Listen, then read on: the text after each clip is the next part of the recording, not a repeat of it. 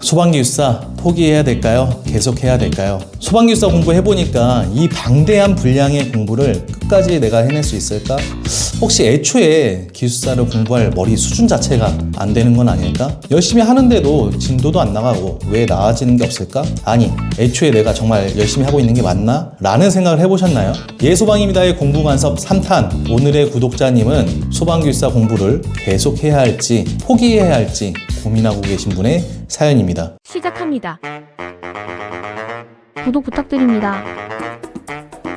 메일을 읽어보겠습니다. 일단 자기소개를 먼저 하셨네요. 자기소개입니다. 나이는 39살이고 학과는 철학과 4년제를 나왔다고 하십니다. 완벽하게 비전공자이십니다. 현재는 생산관리 업무를 약 10년 정도 하고 계시다고 합니다. 두 번째, 현재 취득 자격증입니다. 기능사회부서부터 산업기사, 기사까지 차근차근 취득을 하셨네요. 기능사 3개, 산업기사 2개, 기사 5개, 굉장히 많은 자격증을 취득을 하셨습니다. 일단 노후 대비로 준비를 했고 에너지관리기사를 준비하려다가 그만두고 소방기술사를 준비 중입니다. 라고 적어주셨습니다. 저는 사실 노후 대비로 준비한다고 해서 나이를 다시 한번 보게 됐는데 굉장히 젊은 나이부터 노후 준비를 하시네요. 그리고 자격증을 굉장히 많이 취득하셨고 기사 자격증 중 가장 어렵다는 전기 쌍기사까지 취득을 하셨습니다. 세 번째, 준비한 동기입니다. 4번 정도 이직을 하셨다고 합니다. 지금 다니는 회사에서 더 이상 소득이 오르지 않고 나이도 차면서 이직은 할 수 있을 것 같은데 이직을 해도 비슷한 월급을 받을 것 같아서 이직을 멈추고 소방기술사를 준비하게 되었다고 합니다. 네 번째, 공부 루틴입니다. 평일에는 오전 8시 반에서 12시 업무 시작 후 공부를 시작하시네요. 가끔 못할 때도 있다고 합니다. 운 좋을 때면 9시부터 공부가 가능하다고 하십니다. 오후에는 점심시간 후 12시 반부터 5시 20분까지 공부를 한다고 합니다. 또한 퇴근 후에 애들하고 놀아주고 9시 20분부터 12시까지 공부를 한다고 합니다. 주말에도 토요일에 출근하면 9시부터 11시 50분까지 공부를 하고 오후에는 1시부터 10시 40분까지 학원을 간다고 합니다. 조금 메일의 내용에 중복되는 부분이 있는데 아무튼 토요일까지 공부를 하시는 것으로 보이고 일요일에도 상황이 되면 공부를 하고 못하면 애들하고 놀아준다고 하시는데 보통 6시간은 공부를 한다고 되어 있습니다. 하루에 공부하는 시간이 직장인임에도 불구하고 꽤 확보가 되어 있는 모습을 볼 수가 있습니다. 현재 진행 상황입니다. 일단은 저는 비전공자라 솔직히 너무 어려웠습니다. 1회독 때 학원 강의를 들으면서 했는데 양이 워낙 많다 보니 강사님도 날린 강의를 했습니다. 기본은 되어 있다고 생각하고 그렇게 하셨습니다. 꾸역꾸역 1회독 쫓아갔습니다. 4개월 동안 이해가 안 돼서 쓰면서 공부했습니다. 2회독, 3회독 때 학원 안 다니고 강의 복습, 유튜브 검색을 통해서 이해 안 되는 부분 메꿔가면서 했습니다. 중요 부분만 이해가 안 돼서 쓰면서 공부를 했다고 합니다. 현재 4회독 중이라고 합니다. 현재 심정입니다. 현재 심정을 보내주신 게 재밌습니다. 머리에 남는 게 별로 없습니다. 현재 매주 토요일에 모의고사를 치고 있는데 오픈북으로 치고 있습니다. 우리 구독자님이 생각하신 현재 대책입니다. 탭으로 공부 중인데 형광펜으로 줄 긋고 공부했었습니다. 불필요한 조사, 동사, 형용사 다 지우고 4회독제 진지하게 읽고 있습니다. 속도는 조금 빨라진 것 같습니다. 중요한 건 써보라고 하면 못 적겠습니다.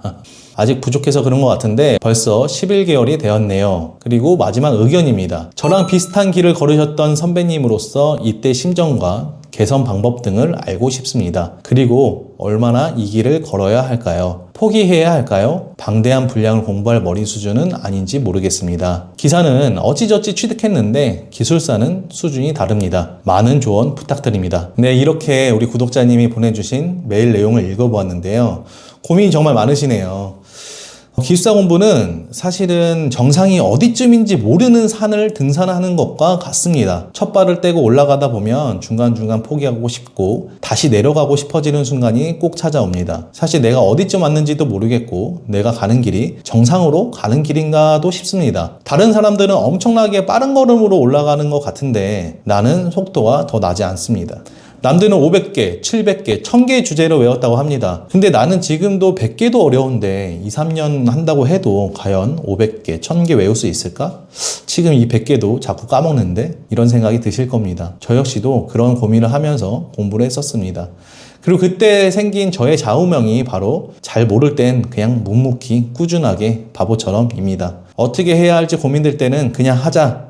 이렇게 생각하면서 나아갔던 것 같습니다. 혹시 100도씨의 법칙을 아시나요? 물이 99도까지는 아무 변화 없이 고요하지만 100도씨가 되자마자 끓어오르듯이 나의 실력도 지금은 변화가 없는 것 같아도 어느 순간 폭발적으로 성장하는 시점이 오게 됩니다. 외운 걸 잊어버리는 것도 그 과정이 일부이고 그것을 견디고 계속해서 반복한 사람들만이 합격의 영광을 얻습니다. 네, 솔루션을 시작하겠습니다. 첫 번째 솔루션. 일단 100개만.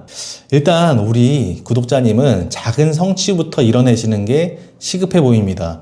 지금 교재에 처음부터 끝까지 1회 독을 하신다고 하셨는데 교재에서 가장 자주 출제되면서 내가 그나마 이해하기 쉬운 100개의 주제를 고르십시오. 뭐 어려운 거 고르실 필요도 없습니다. 그냥 내가 이해가 좀 되고 가장 쉬워 보이는 거 100개를 고르시고 그 100개부터 내 것으로 만드는 연습을 해봅시다. 몇 번 말씀드렸지만 최종적으로 소방기술사 시험에 안정적으로 합격하기 위해서는 1000개에 가까운 주제의 답안을 쓸 수 있어야 합니다. 그런데 그 말이 1000개의 주제를 모두 달달달달 외워야 한다는 뜻은 아닙니다.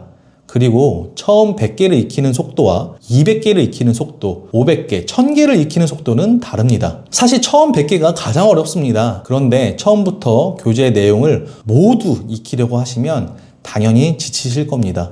아까 말씀드린 것처럼 100개를 고르시고 그 내용만을 먼저 공부한다고 생각하십시오. 그럼 부담이 확 줄어들고 그 100개는 나중에 나의 무기가 됩니다. 두 번째 솔루션, 모범 답안을 익히자. 모의고사 연습은 자주 해야지 합격에 필요한 센스가 생깁니다. 모의고사도 마찬가지로 그 100개에 한해서 표준적인 모범 답안을 일단 만들어 보십시오. 표준적인 모범 답안은 학원에서 알려주는 모범 답안입니다. 물론 훌륭한 답안이겠지만 그렇게 쓸 수 있는 사람은 100명, 200명도 넘을 겁니다. 그런데 일단 그 모범 답안이라도 똑같은 구조로 쓸 수 있도록 연습해 보세요.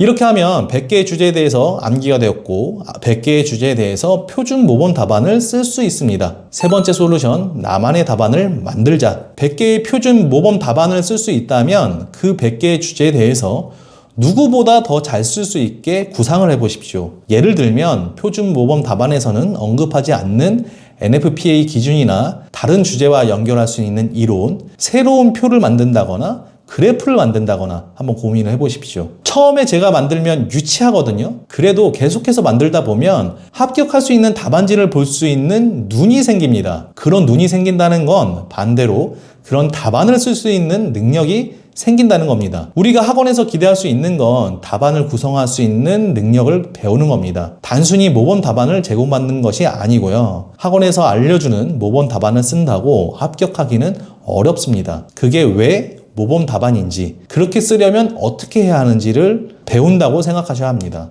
예, 소방입니다. 공부간섭 3탄. 오늘은 방대한 소방기술사 공부 양에 지치신 우리 구독자님에게 몇 가지 조언을 드렸습니다. 제가 객관적으로 보았을 때는 일단 나이와 확보할 수 있는 공부 시간이 굉장히 유리한 조건을 가지고 계십니다. 그리고 자격증 보유하신 것을 보면 충분히 소방기술사 합격할 수 있는 정도 공부머리로 가지고 계십니다. 저는 소방기술사 합격에서 중요한 것 중에 하나가 오랫동안 앉아있을 수 있는 엉덩이와 포기하지 않고 끝까지 완주할 수 있는 동기부여라고 생각합니다. 우리 구독자님은 동기부여에 대한 부분이 조금 부족하신 것 같다라는 생각도 듭니다. 한번 강제적인 동기부여를 받을 수 있는 방법을 생각해 보시면 좋을 것 같습니다. 어떤 분은 2천만 원을 걸고 몇 년도까지 합격하면 그 돈은 내 거, 불합격하면 와이프 거, 뭐 이런 내기를 했다는 분도 계십니다. 참고해 보시고요. 100개를 완벽하게 내 것으로 만들었을 때 또 이메일을 보내주십시오. 제가 그 100개가 완벽하게 우리 구독자님 것이 되었는지 한번 판단해 드리도록 하겠습니다. 네, 오늘의 영상은 여기까지입니다. 혹시 내 공부법에 대해서 컨설팅이나 조언을 받고 싶으신 분들 영상 설명에 있는 이메일로 보내주십시오. 순서대로 차근차근 답변을 드리겠습니다. 감사합니다.